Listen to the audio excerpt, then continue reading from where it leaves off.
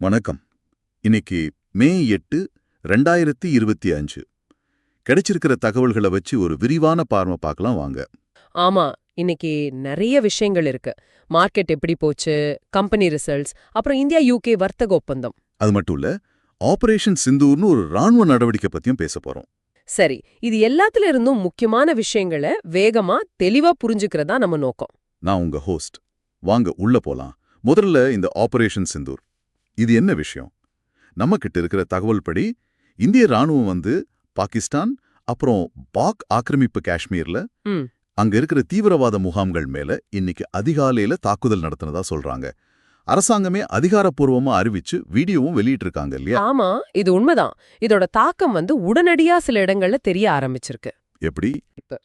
Indigo, spice jet, ஏர் India சில வெளிநாட்டு விமானங்களோட சேவைகள் சில கேன்சல் ஆயிருக்கு, சில வேற ரூட்ல போகுது.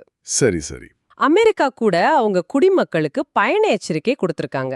பாகிஸ்தான் இந்திய எல்லை பகுதிக்கு போக வேண்டாம்னு. அப்போ இது சர்வதேச அளவுல கவனிக்கப்படுது. நிச்சயமா பாகிஸ்தான் பங்கு சந்தை நேத்தே கொஞ்சம் இறங்கிடுச்சு.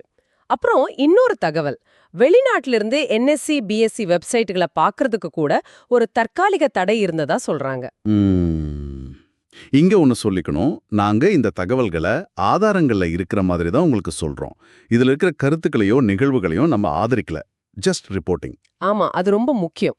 சரி, இந்த ராணுவ நடவடிக்கை ஒரு பக்கம் இப்படி ஒரு பதட்டமான சூழலை உருவாக்குனாலும் இன்னொரு பக்கம் ஒரு நல்ல செய்தி. சொல்லுங்க. ரொம்ப நாளா இழுத்துட்டு இருந்த இந்தியா இங்கிலாந்து தடையற்ற வர்த்தக ஒப்பந்தம், அதாவது FTA, அது கையெழுத்தாயிருக்கு. ஆமா, இது பெரிய விஷயம். கிட்டத்தட்ட 3 வருஷமா பேச்சுவார்த்தை போயிட்டு இருந்துச்சு. பிரதமர் கூட எக்ஸ் தளத்துல இது 2 நாட்டுக்கும் நல்லதுன்னு சொல்லியிருக்காரு. இதனால என்னென்ன மாற்றங்கள் வரும்னு எதிர்பார்க்கலாம்? மெயினா பாத்தீங்கன்னா விஸ்கி, சில உணவுப் பொருட்கள், அப்புறம் ஆட்டோ உதிரி பாகங்கள், இதுக்கெல்லாம் வரி குறையும்னு எதிர்பார்க்கறாங்க.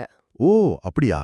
ஆமா, இது இங்கிலாந்து பொருளாதாரத்துக்கு, அவங்க ஜிடிபிக்கு ஒரு நல்ல சப்போர்ட்டா இருக்கும்னு கணிக்கிறாங்க. முக்கியமா டெக்ஸ்டைல் துறைக்கு இது நல்ல பூஸ்ட். டெக்ஸ்டைல்ஸ் எப்படின்னு சொல்றீங்க?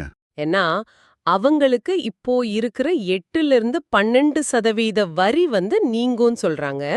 அதனால கோகுல்தாஸ் எக்ஸ்போர்ட்ஸ், அரவிந்த் மாதிரி பங்குகள் இன்னைக்கு நல்லா ஏறி இருக்கு. Okay okay. இது இல்லாம வேறொரு ஒப்பந்தமும் கையெழுத்தானதுன்னு சொன்னீங்களே? ஆமா, அதுவும் முக்கியமானது.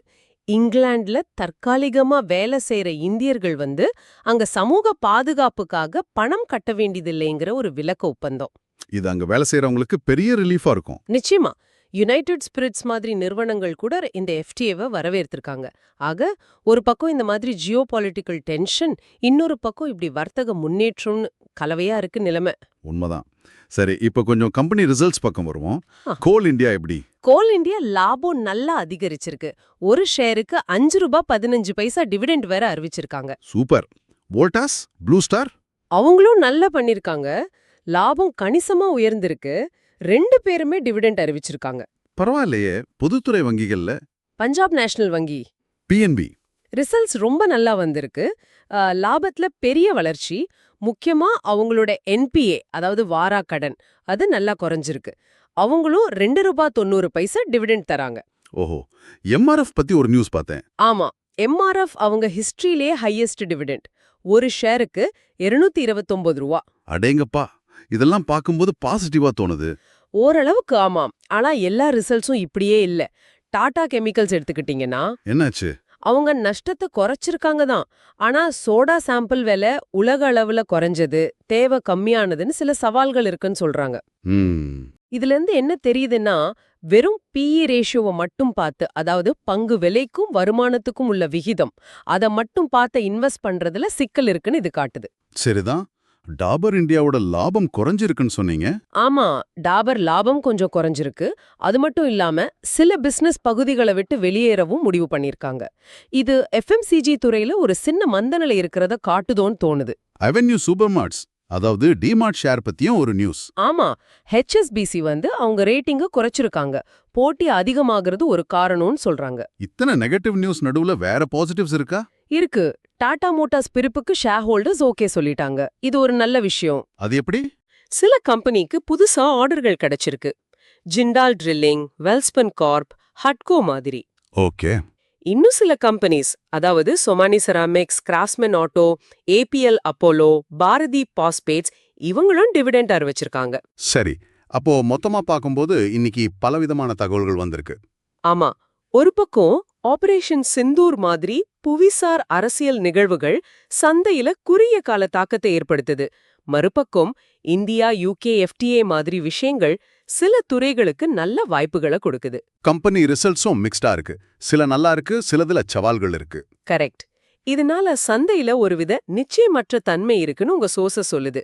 அதனால முதலீட்டு முடிவுகளை ரொம்ப கவனமா எடுக்கணும். ஆமா, சில பங்குகளை வாங்க நல்ல என்ட்ரி பாயிண்ட்டுக்காக காத்திருக்கலானோ, முக்கியமா அந்த டாடா கெமிக்கல்ஸ் உதாரணம் சொன்ன மாதிரி PE மாதிரி சிம்பிள் மெட்ரிக்கா மட்டும் நம்ப வேண்டானோ சொல்றாங்க. அப்போ இதிலிருந்து உங்களுக்கான ஒரு சிந்தனை. இந்த மாதிரி வர்த்தக ஒப்பந்தங்கள், ராணுவ நடவடிக்கைகள் இதெல்லாம் ஷார்ட் டேர்ம்ல மார்க்கெட்ல ஒரு சலசலப்பை ஏற்படுத்தும். சரிதான். ஆனா உங்க லாங் டேர்ம் இன்வெஸ்ட்மெண்ட் முடிவுகளுக்கு ம் நீங்க நிறுவனங்களோட அடிப்படை பலத்தையும் குளோபல் காரணிகளையும் அப்புறம் இந்த மாதிரி திடீர் நிகழ்வுகளோட நீண்ட கால விளைவுகளையும் எப்படி எடை போடுறீங்க? இத பத்தி யோசிங்க. அடுத்த அலசலில் சந்திப்போம்.